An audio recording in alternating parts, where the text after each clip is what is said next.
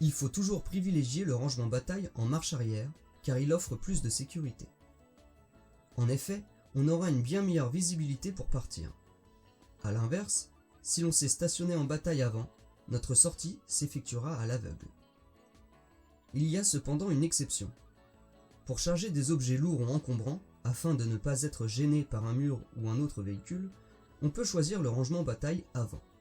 A noter qu'il n'y a pas de différence entre les rangements bataille arrière droit ou gauche dans le cas d'un parking à sens unique. Le rangement bataille arrière s'effectue en 3 étapes. Entre chaque étape, il faut appliquer le vif. Pour rappel, V pour vitesse, I pour information, I pour indicateur, le clignotant, F pour frein à main. Étape 1. Comptez 4 marquages dont les 2 de notre place. Puis, arrêtez le véhicule lorsque le rétroviseur extérieur est au niveau du 4e marquage. Cela représente le rayon de braquage du véhicule.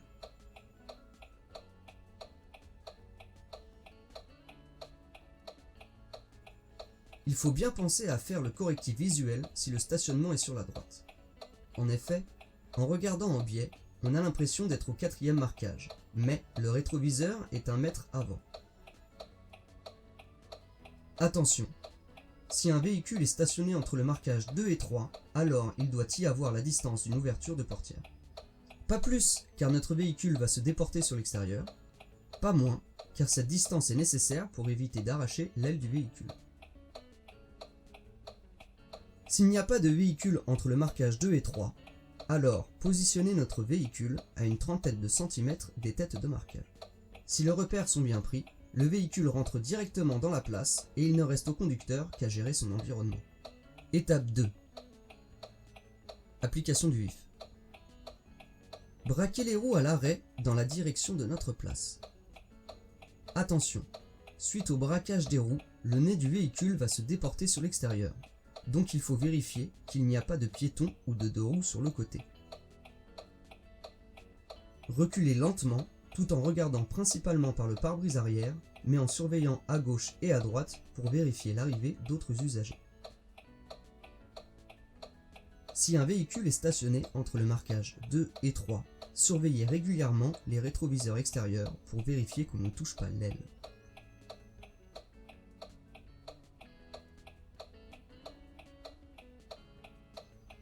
Arrêtez le véhicule dès qu'on est droit par rapport à la place. Le conducteur et le passager avant doivent avoir la possibilité de descendre.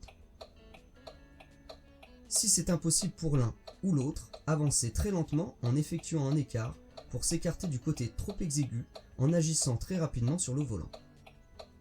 Il faut bien désynchroniser l'allure du véhicule de la vitesse d'exécution du volant.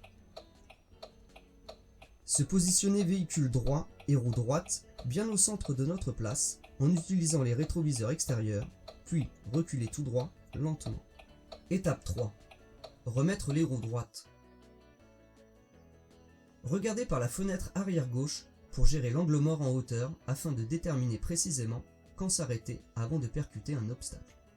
Tout objet ou être vivant inférieur à 1 mètre n'est plus visible lorsqu'il se rapproche de la carrosserie. C'est l'angle mort en hauteur. Les places d'un parking en bataille sont généralement délimitées par une barrière en bois, environ 90 cm, des plots en métal reliés entre eux par une chaîne, environ 70 cm, ou des blocs en béton, environ 50 cm. En regardant par le pare-brise arrière, ces obstacles disparaissent de notre champ de vision en reculant.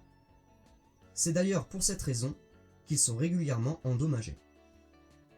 Donc, pour éviter de les percuter, on regarde par la fenêtre arrière gauche pour gérer non pas l'obstacle qui est juste derrière nous, mais celui qui est à côté du nôtre.